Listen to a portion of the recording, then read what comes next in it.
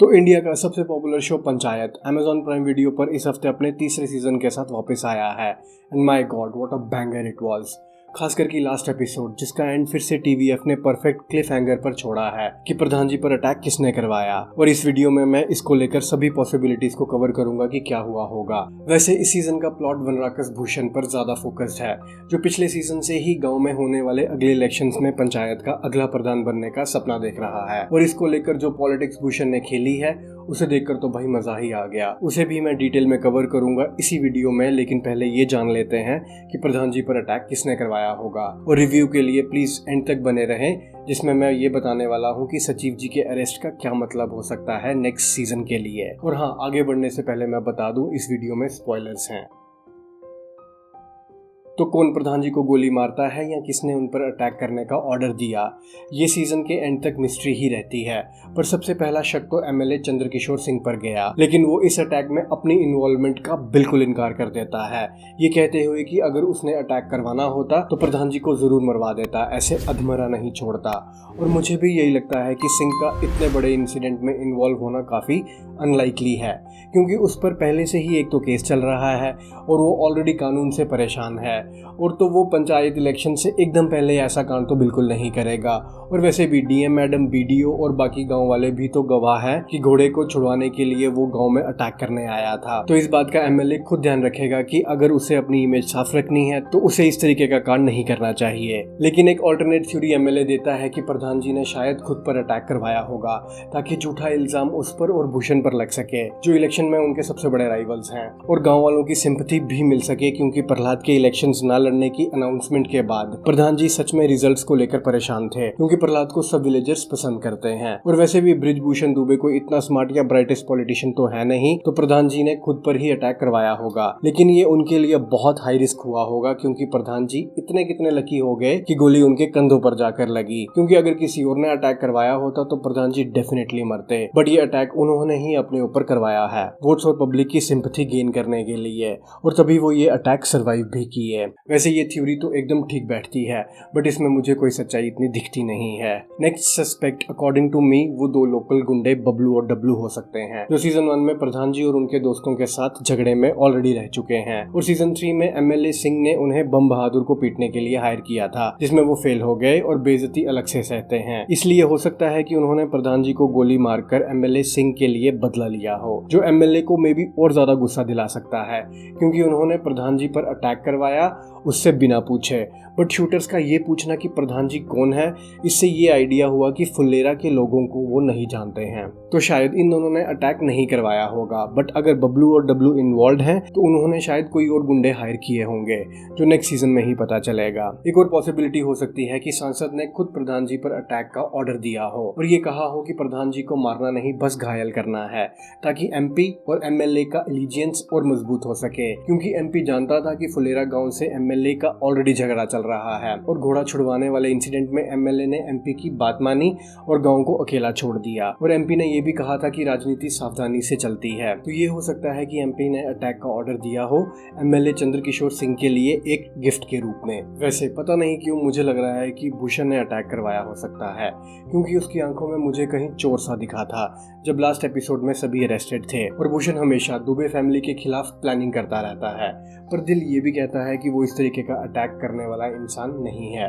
उसका अटैक करवाने का रीजन ये जरूर है कि उसने इस सीजन में प्रधान की फैमिली को नीचा दिखाने की कोई कसर नहीं छोड़ी और उसके हाथ आया भी कुछ नहीं। तो चलो देखते हैं भूषण ने क्या क्या पापड़ बेले मंजू देवी और प्रधान जी की रेपुटेशन उजाड़ने के लिए। मुझे तो भाई भूषण को देखने का बड़ा मजा आता है, और इस बार तो उसके साथ दो साइड किक्स और भी हैं। भूषण जो सेकंड सीजन में इंट्रोड्यूस हुआ था और बस एक ही चाहत के साथ जी रहा है कि प्रधान जी और उनकी पत्नी को नीचे कैसे दिखाया जाए। और सीजन 3 में तो इस वनराकस का और भी बड़ा रोल है उन्हें नीचा दिखाने में, और अब तो वो और भी डिटरमिन्ड है कि पंचायत की काम कार्रवाई में फॉल्ट्स ढूंढने के लिए और खुद को और अपनी पत्नी को प्रधान जी और मंजू देवी के रोल्स में रिप्लेस करने के लिए। इसीलिए जैसे ही नया सचिव फुलेरा आया, भूषण उसकी साइड लेने की कोशिश में लग गया और उसे ब्रिजभूषण और उनके एसोसिएट्स के खिलाफ करने की मेहनत करता रहा ताकि नया सचिव अपनी ज्वाइनिंग जल्द से जल्द ग्राम पंचायत घर में डाल दे। और जब ये स्कीम फेल हो जाती है तो वो एक नया प्लान बनाता है अपने दो साइडकिक्स विनोद और माधव के साथ, और अपनी हमेशा सपोर्टिव पत्नी क्रांति देवी को भी साथ मिला लेता है इस काम में।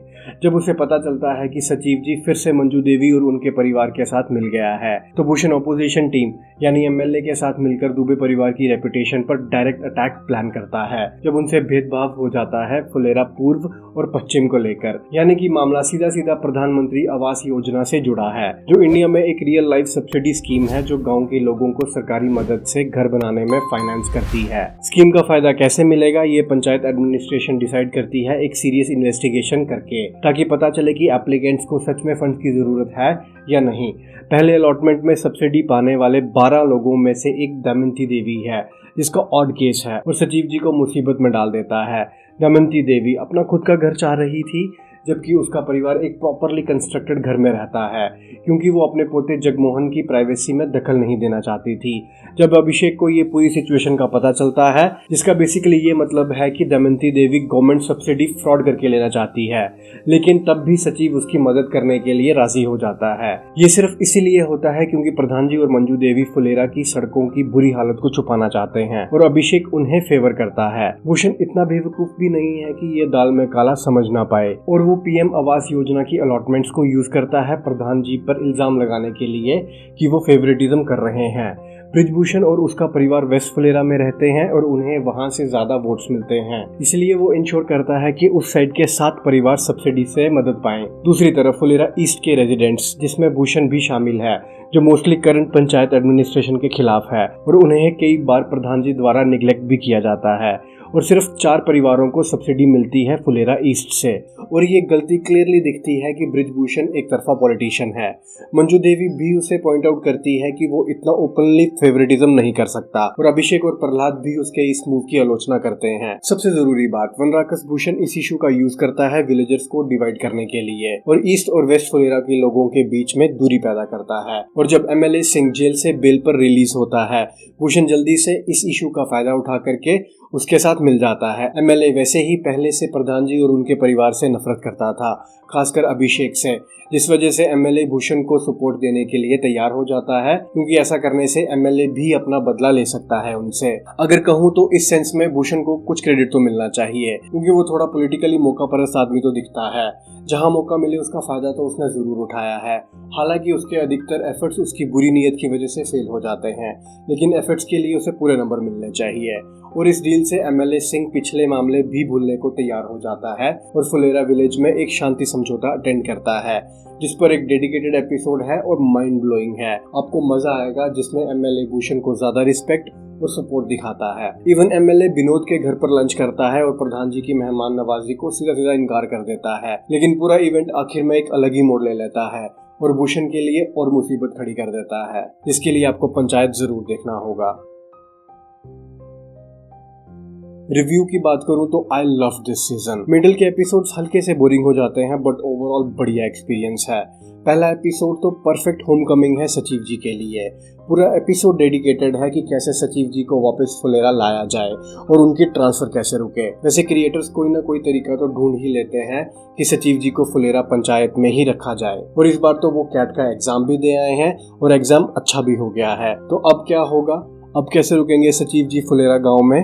Fair not. क्रिएटर्स ने इस सीजन के एंड में भी कुछ ऐसा ही किया है कि उन्हें गांव छोड़ के कहीं नहीं जाना पड़ेगा, क्योंकि लास्ट में हमने देखा प्रधान जी के अटैक के बाद हॉस्पिटल के बाहर एमएलए और सचिव के बीच में पंगा हुआ, जिस वजह से वो सभी अरेस्ट हो गए, मतलब कि उनका नाम पुलिस रिकॉर्ड में आ गया और इस वजह से उनके करियर पर कुछ ना कुछ असर तो होगा और अब फ्यूचर खतरे में भी दिख रहा है उनका, क्योंकि पुलिस वेरिफिकेशन के टाइम उनका नाम क्रिमिनल रिकॉर्ड में आएगा और वो कहीं ज्वाइनिंग भी नहीं कर पाएंगे, चाहे उनका फाइनली कैट का एग्जाम क्लियर भी हो जाए। लेकिन इस अरेस्ट रिकॉर्ड की वजह से एमबीए कॉलेज में एडमिशन नहीं हो पाएगी और सचिव जी यही रहेंगे प्रधान जी के साथ और अगले इलेक्शंस भी करवाएंगे। और होमकमिंग के बाद वाले एपिसोड्स का थोड़ा टोन सीरियस हो जाता है पिछले सीजन्स के मुकाबले में, क्योंकि इस वाले सीजन में ज्यादा फोकस पॉलिटिक्स पर था, लेकिन इसके स्ट्रॉन्ग कैरेक्टर्स और राइटिंग अभी भी इस शो को काफ़ी इंजॉयबल बनाता है। इंटरेस्टिंगली देखो तो इसका रिलीज भी उसी वक्त हुआ है जब देश में इलेक्शंस का माहौल है, और जैसे हर जगह डिस्कशंस पॉलिटिक्स की ही हो रही हैं, पंचायत के सीजन 3 में भी लोकल पॉलिटिक्स की खूब डिस्कशंस हैं। अभिषेक और रिंकी के रोमांस में अभी भी कुछ कमी है, स्टोरी इनकी कुछ खास बढ़ नहीं रही है आगे, बट इतना है कि दोनों ने अब एडमिट कर लिया है कि एक तरीके से दोनों में कुछ चल रहा है या कुछ चल सकता है। But best part of the show is MLA और फुलेरा गांव की पॉलिटिक्स, और कैसे गांव एंड में एमएलए से जीतता है। एंड आपको मैंने जैसे ही कहा कि क्लिफ हैंगर पर है, तो प्रधान जी पर अटैक किसने करवाया ये तो नेक्स्ट सीजन में ही इसकी मिस्ट्री सुलझेगी, और साथ ही साथ पंचायत इलेक्शन का ड्रामा भी देखने को मिलेगा, क्योंकि पूरा सीजन डेडिकेट होने वाला है इन इलेक्शंस पर। So this was all from my side. अगर वीडियो आपको अच्छी लगी है तो प्लीज चैनल को सब्सक्राइब कर लेना, it would mean a lot to me, and thanks for watching this video.